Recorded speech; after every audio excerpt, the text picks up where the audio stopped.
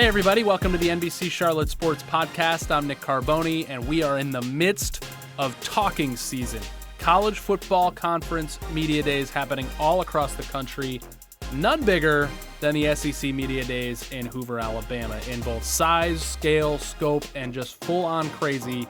It doesn't get any more nuts than the Southeastern Conference's annual media day down near Birmingham. Close second would be the one we have here in Charlotte, ACC Kickoff. I've covered both several times. That is nothing compared to the SEC media days, and I'm not knocking the ACC Kickoff. I'd actually prefer to cover that. But yeah, we got a chance to talk to Will Muschamp, South Carolina head football coach, going into his fourth season, a day before he headed down to Hoover. Picked his brain on where the program is. You know, he's entering his fourth season. He's had the best opening 3-year run in Gamecocks coaching history, 22-17, but he's had trouble with the elite teams. 0-6 against Georgia and Clemson combined, 1-11 overall against ranked teams. There's just been a lot of inconsistency when one side of the ball is performing well, the other isn't. He's got a pretty good quarterback in many people's eyes, Jake Bentley, that probably needs to be more consistent, turn the ball over less if they want to do anything this year. And by the way, we got a chance to talk to Coach Muschamp in the brand new Cindy and Kenneth Long Football Operations Center. The place is unbelievable. $50 million went into it. Besides all the square footage and all the weightlifting stuff and the stuff that goes into actual football performance, there's hundreds of TVs, there's a barber shop, there's an actual music recording studio that guys can come in and use.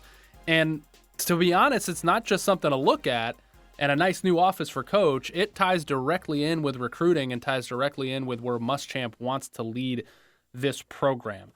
So we got a lot into that, and obviously his team takes on North Carolina to start the season at the Belk College kickoff game in Charlotte, Labor Day weekend, and that's going to be big for a lot of reasons. Both programs need a win to start the year, and guess who he's coaching against? Mack Brown, the guy he coached for at Texas about 10 years ago. Muschamp was the head coach in waiting in Austin.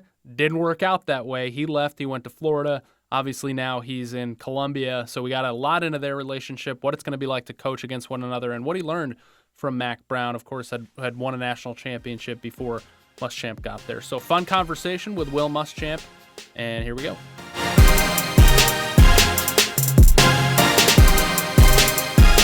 Coach, we start the season where it ended, up there in Charlotte where we're at. What did you take from last year's Belk Bowl loss that you can transition as you enter year 4? Well, really disappointed with the way we performed, and that goes back to me as far as a preparation of our team and how we coached and played that day. And we're certainly looking forward to getting back in Bank of America and putting on a better show for our fan base. They deserve better than that. Best 3-year start in school history you've had so far. Mm-hmm. How would you kind of characterize the first 3 years of your tenure here? Improvement. I think we've taken steps forward. I think the first year of getting to a bowl game, getting bowl eligible was huge for us to get those extra practices with a very young football team. And a lot of those guys now are a part of the senior class they're going into our fourth season. Obviously winning 9 games in year 2. Huge accomplishment based on where we were, and then a little bit of a step back last year from a standpoint of a lot of attrition on defense with some injuries. I thought we made some improvements on the offensive side of the ball, but this is our best football team that we've had at South Carolina. It should be. This is our 4 full years of recruiting, and I'm pleased with where our talent base is, and we've got to continue to improve. You know what it takes to beat the elite level teams in college football. You've done it, you've lived it, you've coached it. What does it take to do that here when it comes to the Georgias and the Clemsons this year? Well, it all starts on the line of scrimmage. You know, last year going into the year defensively, we only returned 40% of our snaps on defense, and we were very young up front. Unfortunately, you lose a guy like Dennis Warnham in the first ball game.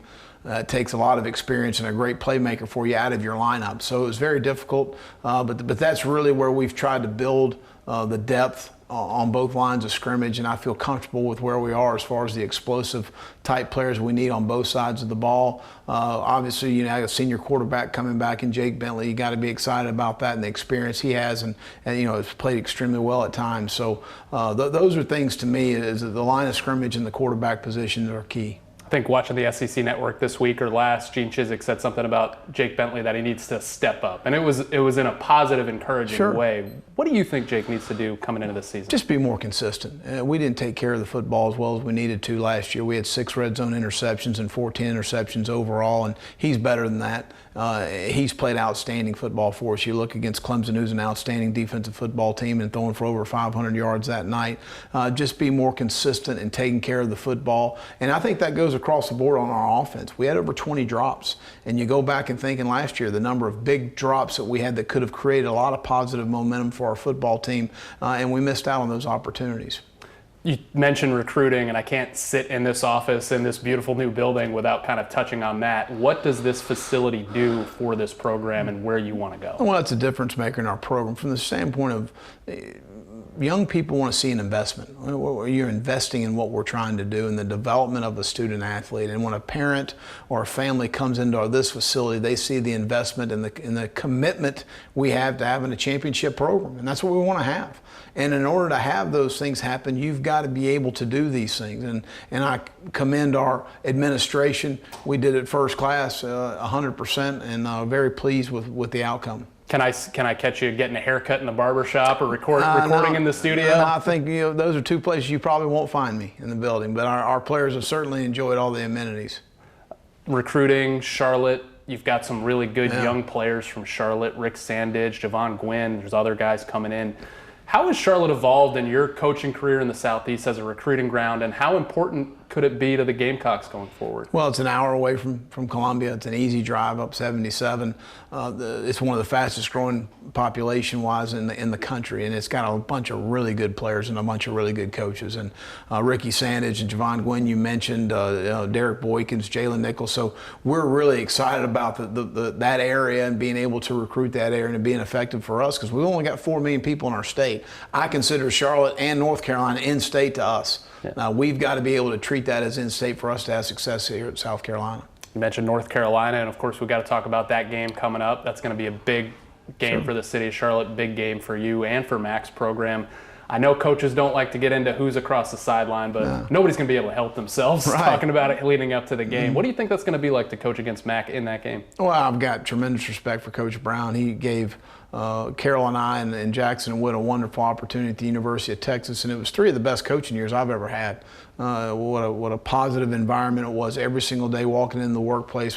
We had really good players in our program. We had really good coaches in our program. And we had a great 3-year run in Austin, and I appreciate the opportunity he gave us, and certainly have taken a lot of things that we did at Texas and implemented in our program here at South Carolina. I was going to ask you, what's the biggest thing you think you learned from him about being a head coach, because not long thereafter you became one? Well, I think that, just every single day, the way you treat people, you treat people in a first-class manner, and that's something I saw with Mack, how he handled people in the recruiting process, whether it was walking into a high school, whether it was promoting the University of Texas at some sort of Texas function. He did everything first class. And did you reach out to him soon after he was hired at North Carolina? I did. Give him some words about this game? I texted him to congratulate him getting back in, and one of the good guys in our profession, and not much came up about the game, though. A lot of people might look at that situation a decade ago and not really know what was going on between you guys and what your relationship was like. What was it like then, and what is it like now? Oh, it was outstanding. I mean, Coach Brown came to me and floated the idea about the head coach in waiting at Texas, and we were very happy in Austin, and I was never a grass is greener guy as far as looking for another opportunity. We were extremely happy there living in Austin and excited about our future there at the University of Texas. So it was an opportunity that we jumped at to obviously secure our situation there in Austin, and I'm very appreciative of him, and our relationship's been great ever since. You go from thinking maybe Austin is long-term to hopefully Gainesville is long-term to now building in Columbia. What has the last 10 years or so taught you about this profession and about yourself? You better have a quarterback. That's number one. But I think as much as anything, day to day, the daily grind and striving to get the best out of your staff and out of your team every single day, understanding as far as the recruiting process and the things you've got to do to be successful. and just, I've seen big picture more now as far as being a head coach and being in this spot for now going on my 8th season. It's certainly, the game has slowed down for me a little bit. I think in your first couple of years, it's kind of like drinking water out of a fire hose as far as those things are concerned. But I've been fortunate to work at some unbelievable institutions, and I'm really excited to be here at South Carolina. What do you want to see most in that first game from your guys?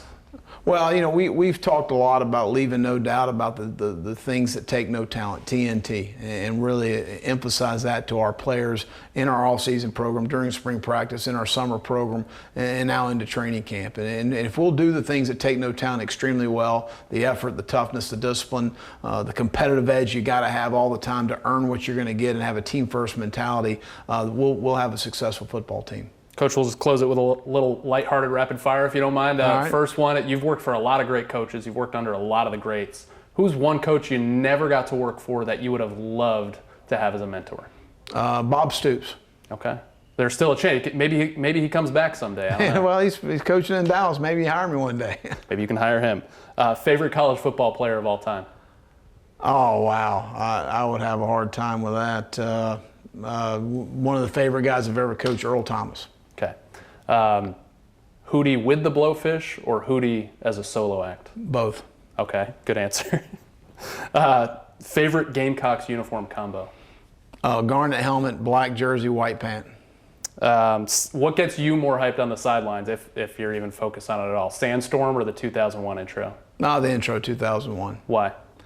It's one of the great interests in all of college football, having been an opponent here and seeing it on the other side and seeing the stadium swaying and the excitement that the Gamecock Nation has during that. And in the game when the Sandstorm's going on, I don't listen to Sandstorm that much, so 2001 is a little something I listen more to. All right, hopefully I haven't asked it yet, but question you're most dreading at the SEC Media Days in Hoover, Alabama? I'm not really dreading any questions at all. It's all good to me. It's a great platform for our league and for the University of South Carolina to get great exposure. All right. Appreciate your time, Coach. Thank you very much. You got it.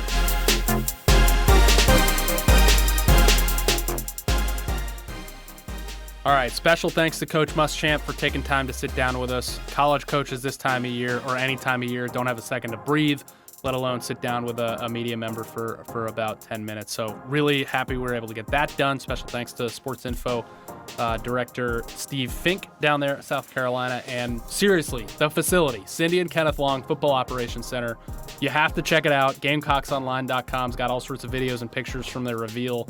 It is humongous. It is beautiful. And as you heard Coach say, it's really got a lot to do with what they want to do with this program. All right, so going to be a big one between South and North Carolina, Labor Day weekend in Charlotte. And next week, Tuesday, July 23rd, I'll be headed up to Chapel Hill, check out their facilities, which they're excited about, and their new coach, who they're excited about. We'll have an interview with Mack Brown. We'll have a podcast out the next day with him. And, of course, we'll splice all these up into some good TV interviews that'll be ahead of that Belk College kickoff game here coming up at the end of the summer. Hope you enjoyed it, and we'll talk to you next time.